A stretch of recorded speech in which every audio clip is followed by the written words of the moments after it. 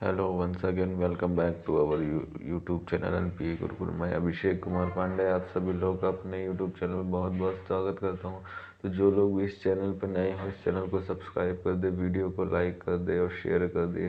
तो चलिए स्टार्ट करते हैं आज का सेशन। आज के सेशन में क्या है खास, या हम लोग आज के सेशन में क्या करने वाले हैं। तो आज के सेशन में जैसा कि ये सीरीज़ हमारी चल रही है चाणक्य ज्ञान का, तो चाणक्य ज्ञान की सीरीज़ को हम लोग आगे कंटिन्यू करेंगे। चाणक्य ज्ञान में हम लोग क्या डिस्कस कर रहे हैं, एमसीक्यू बीएसटी बिजनेस स्टडी के जो है एमसीक्यू उसको डिस्कशन किया जा रहा है यहाँ पे। ठीक है, यहाँ पे जो लोग भी अभी इस चैनल से नए जुड़े हैं या इस वीडियो को पहली बार देख रहे हैं तो उनके लिए इम्पोर्टेंट इन्फॉर्मेशन ये है कि इससे पहले भी मैंने वीडियो को अपलोड किया है एमसीक्यू सीरीज़ को। ठीक है ना, तो वो सीरीज़ भी आप लोग देख लीजिए ताकि जो पिछले सेशंस में मैंने जो स्ट्रेटजी जो अप्लाई करना बताया है या क्वेश्चन को किस तरीके से अटेम्प्ट करते हैं या फिर जो भी इम्पोर्टेंट क्वेश्चन मैंने आप सभी लोगों को कराए हुए हैं वो सब आप लोग को मिल सके और आप लोग भी उस चीज़ का फ़ायदा उठा सको। तो आप पुराने वाले वीडियो को ज़रूर देखें। और जो लोग भी नए हैं उनको मैं बता देना चाहता हूँ कि एमसीक्यू होता क्या है। एमसीक्यू बेसिकली ये क्वेश्चन होता है जिसका आपको आंसर उस क्वेश्चन में से ही देना होता है। यहाँ पे एक सबसे पहले सेंटेंस लिखा होगा, सबसे पहले उस क्वेश्चन को पढ़ना है। सेंटेंस और क्वेश्चन दोनों एक ही चीज़ है, ठीक है ना। तो कुछ सेंटेंस फॉर्म में होते हैं, कुछ क्वेश्चन फॉर्म में होते हैं। जो भी ऊपर लिखा हो उसको अच्छे से पढ़ना है। उसके बाद A B C D करके ऑप्शन दिया होता है, उसको अच्छे से पढ़ना है। फिर उस ऑप्शन के थ्रू जो हमारा सबसे अच्छा क्वेश्चन जो सूटेबल आंसर होता है उसको ऑप्ट करना है और उसी को मार्क करना है, ठीक है ना। तो ये होता है एमसीक्यू। तो एमसीक्यू की स्ट्रेटजी ही मैंने पिछले वीडियोस में बता रखी है, तो आप लोग उन वीडियो को देखिएगा और जो हमारी स्ट्रेटजी होती है उसको समझने की कोशिश करिएगा। तो आज के जो सेशन को है उसको चलिए स्टार्ट करते हैं। तो आज के सेशन का पहला एमसीक्यू, तो पहले एमसीक्यू की बात कर लेते हैं। तो यहाँ पे पहला एमसीक्यू क्वेश्चन फॉर्म में है।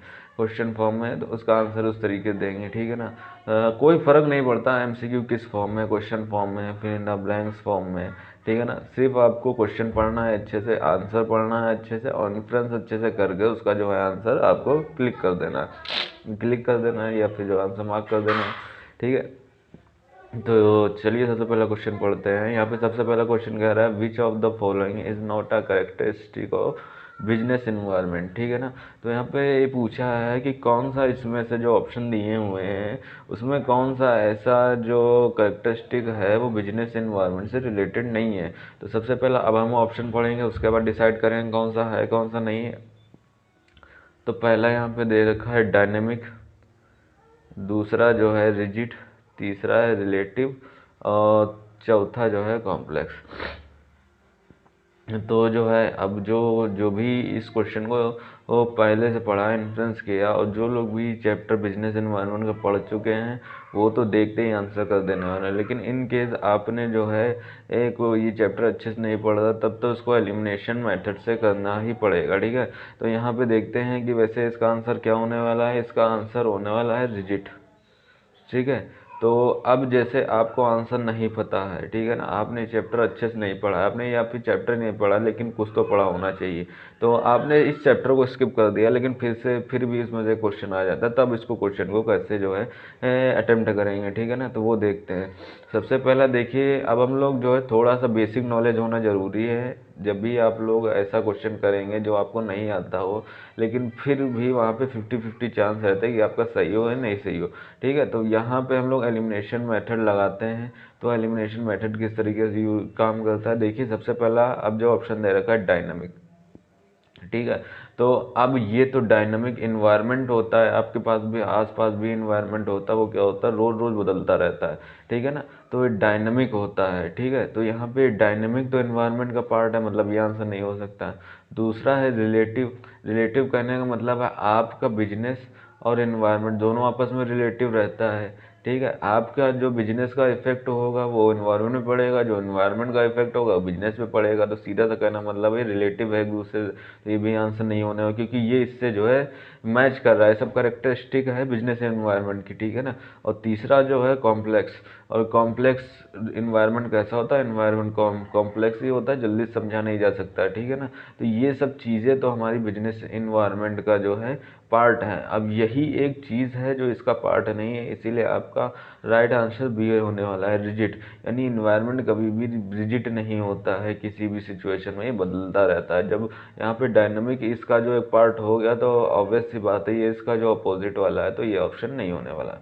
ठीक है, तो इस हिसाब से एलिमिनेशन मेथड काम करता है। आई होप सबको समझ में आ गया हो कि हम लोग किस तरीके से क्वेश्चन को एलिमिनेट करते हैं, आंसर एलिमिनेट करके राइट आंसर पे पहुंचने की कोशिश करते हैं। तो चलिए बढ़ते हैं नेक्स्ट क्वेश्चन की तरफ। क्वेश्चन नंबर 2 जो है हमारा, change in GDP a part of, मतलब है यहाँ पे कहने का मतलब है कि जो भी चेंजेस होते हैं जीडीपी में वो किसका पार्ट होते हैं, आपको ये बताना है। यहाँ पे fill in the blank form में ही क्वेश्चन है ये, आप fill in the blank form में ही मान लीजिए कि जो भी आंसर होगा आगे भरा जाएगा।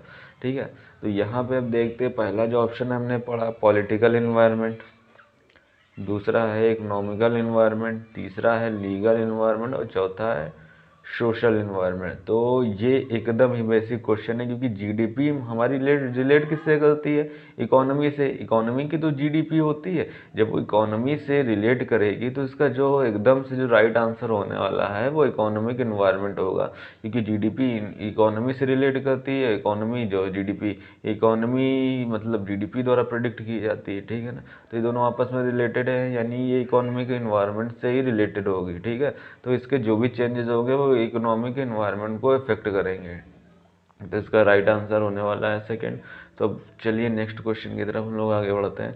तो नेक्स्ट क्वेश्चन जो यहाँ पे बताया जा रहा है, equal pay to male and female for equal work come under the dash environment.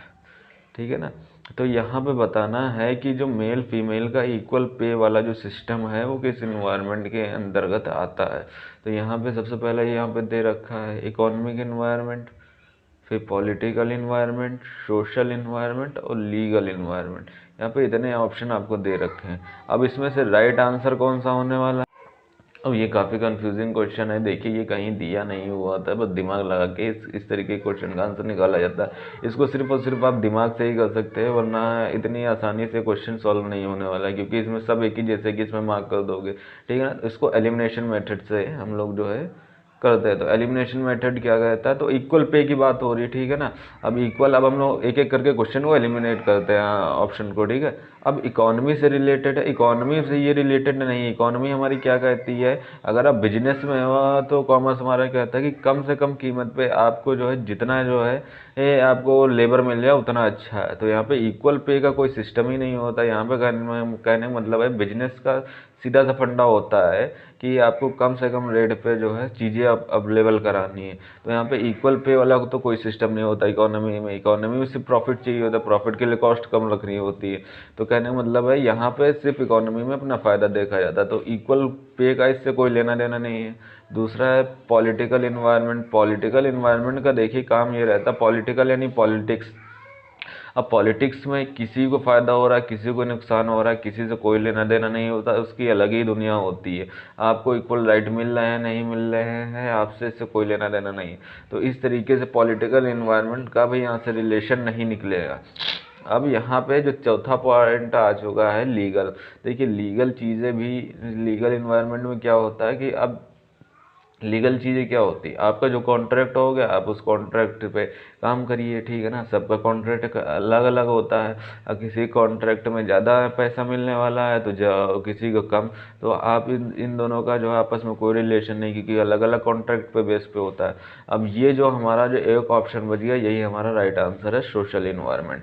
ठीक है ना, तो कहने का मतलब है अगर मेल और फीमेल को इक्वल जो है पेमेंट नहीं मिलेगा तो चीज़ें सोशली ख़राब होती जाएंगी। तो मतलब इक्वल पे की बात कहाँ की जाएगी, सोशल इन्वायरमेंट में, क्योंकि यहाँ पे चीज़ें सोशली बनाए रखना है ताकि जो है चीज़ें अच्छे से चलते रहे। तो एलिमिनेशन मेथड के थ्रू जो है हमने इसको जो है इस क्वेश्चन का आंसर दिया है। तो इसका right answer option number C रहने वाला है। ठीक है, तो आई होप सबको समझ में आ गया हो कि थोड़ी सी बेसिक अंडरस्टैंडिंग के थ्रू जो है हम लोग किस तरीके से क्वेश्चन को ट्रीट करते हैं।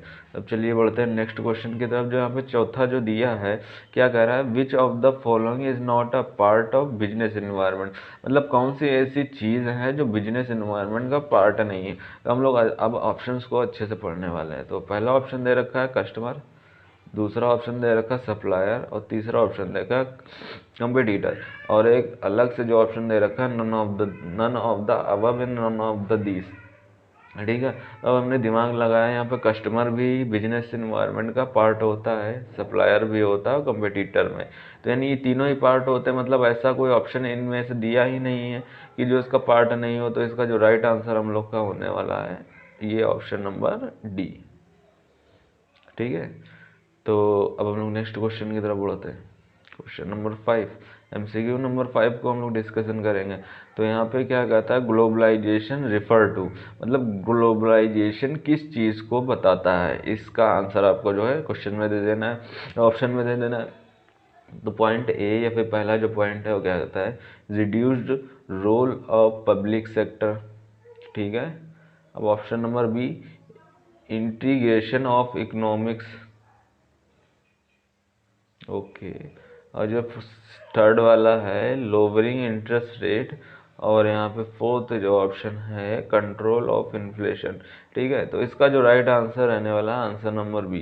ग्लोबलाइजेशन का मतलब है कि जो भी बिजनेस है या सभी बिजनेस को मतलब एक जगह पे इकट्ठा करना, जितने भी दुनिया भर में जो है बिजनेस चल रहे हैं एक तरीके के बिजनेस को एक ही में समर्ज कर देना, यानी अपने बिजनेस को, मार्केट को, जितने भी बिजनेस हैं उनको एक करके एक मार्केट में ले आना, एक स्थिति में ले आना। आजकल का बिजनेस कैसा है, वो ग्लोबलाइज्ड है, क्योंकि आप यहाँ पे जो इंडिया है, इंडिया का जितना भी है मार्केट, तो विदेशी कंपनियाँ यहाँ बेच सकती हैं इंडिया में, और इंडिया की कंपनी भी विदेशों में बेच सकती है। तो इस चीज़ का कहने का मतलब है कि पूरे ग्लोब को एक मार्केट बना दिया गया है और सब लोग आपस में ट्रेड कर सकते हैं। ठीक है, तो सिंपल भाषा में इसका मतलब यही है, ग्लोबलाइजेशन का मतलब आपकी मार्केट को ब्रॉड कर दिया गया है। अब आप ग्लोब में कहीं भी हो वहाँ पे जाके अपना बिजनेस कर सकते थे।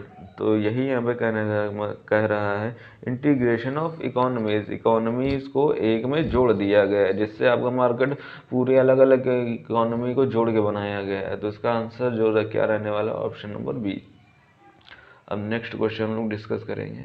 Question number 6, legal rules and regulation relevant to business are include in dash environment. जितने भी लीगल रूल्स होते हैं या रेगुलेशन होते हैं उसको किस तरीके के बिजनेस के, किस तरीके के इन्वायरमेंट में जो है इंक्लूड किया जाता है। ठीक है, तो अब इसके ऑप्शन अच्छे से पढ़ते हैं। तो सबसे पहले लीगल है, फिर आता है पॉलिटिकल, फिर टेक्नोलॉजिकल, फिर इकोनॉमिकल। तो इसका आंसर भी बहुत अच्छे से होने वाला है, बहुत आसानी से आएगा, वो है ऑप्शन नंबर ए। क्योंकि जितने भी रूल्स एंड रेगुलेशन होते हैं वो जो है लीगल होते हैं, यानी लीगल रूल्स एंड रेगुलेशन किस चीज़ से जो है कनेक्ट करेंगे, तो वो चीज़ें हो जाती हैं लीगल इन्वायरमेंट से। ठीक है, बहुत ही बेसिक क्वेश्चन था। अब हम लोग नेक्स्ट क्वेश्चन की ओर बढ़ेंगे। तो यहाँ पे क्या कर रहा है MCQ number 7, which of the following is not a part of business environment particular force. ठीक है, तो यहाँ पे जो जितनी भी चीज़ें हैं वो बिजनेस इन्वायरमेंट का पार्ट नहीं है, ये बताना है। तो अब यहाँ पे ऑप्शंस को अच्छे से पढ़ेंगे, कस्टमर्स, इन्वेस्टर, एम्प्लॉय और टेक्नोलॉजिकल कंडीशन। ठीक है, तो यहाँ पे ये चारों ऑप्शन हमने अच्छे से पढ़े हैं। तो इन चारों ऑप्शन के हिसाब से हम लोग का राइट आंसर क्या होने वाला है। तो इस क्वेश्चन का आंसर काफ़ी कंफ्यूजिंग रहने वाला है। फिलहाल मैं ये चाहता हूँ कि आप लोग भी इसको ट्राई करें। ठीक है ना, मैं इसका आंसर तो बता दूंगा, लेकिन आप लोग जो है एलिमिनेशन मेथड के थ्रू इसको ट्राई करने का कोशिश करिएगा। ठीक है, तब जिससे आप लोग को भी पता चल जाएगा कि हाँ एलिमिनेशन मेथड यूज़ होता है क्वेश्चंस को सॉल्व करने में। तो क्वेश्चन नंबर 7 जो हम लोग का है, आप सभी लोग के लिए HW है, यानी होमवर्क है। तो आप लोग ज़रूर से ज़रूर ट्राई करिएगा। ठीक है, ताकि आप लोग को जो है आसानी हो। चाहो तो स्क्रीनशॉट ले सकते हो, या फिर अभी जो देख के ही तुरंत कमेंट बॉक्स में जो है आंसर आप बताइएगा। ठीक है, तो अब नेक्स्ट क्वेश्चन की तरफ बढ़ते हैं। Question number 8। अब क्वेश्चन नंबर 8 जो हमारा है वो क्या बता रहा है, चलिए अच्छे से क्वेश्चन पढ़ते हैं हम लोग। सबसे पहला काम यही होता है क्वेश्चन को अच्छे से पढ़ना, तो हम लोग क्वेश्चन को सबसे पहले अच्छे से रीड आउट करेंगे। GDP is concerned with environment, मतलब जीडीपी हमारी होती है वो किस इन्वायरमेंट से रिलेटेड होती है। जैसे पिछले वाले क्वेश्चन में मैंने पिछला जो कौन सा क्वेश्चन था, एक मिनट।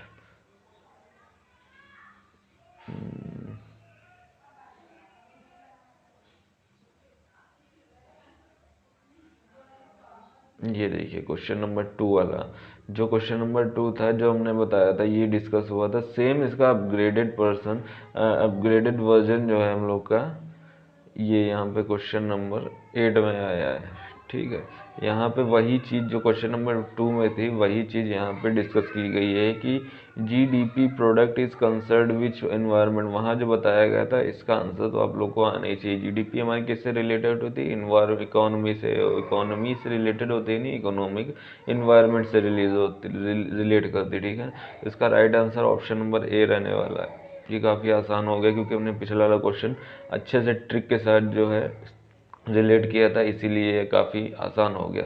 तो देखिए ट्रिक एमसीक्यूज में कुछ नहीं होती, बस अपने दिमाग को क्लियर रखना है, अपने कॉन्सेप्ट को क्लियर रखना है, तो ट्रिक वगैरह बनती रहती है। और जितने भी ये छोटे छोटे पॉइंट होंगे जिनको आप सभी लोग ट्रिक बोलते हैं, मैं आप सभी लोगों को ये सभी चीज़ें सिखाने वाला हूँ इस सीरीज़ में।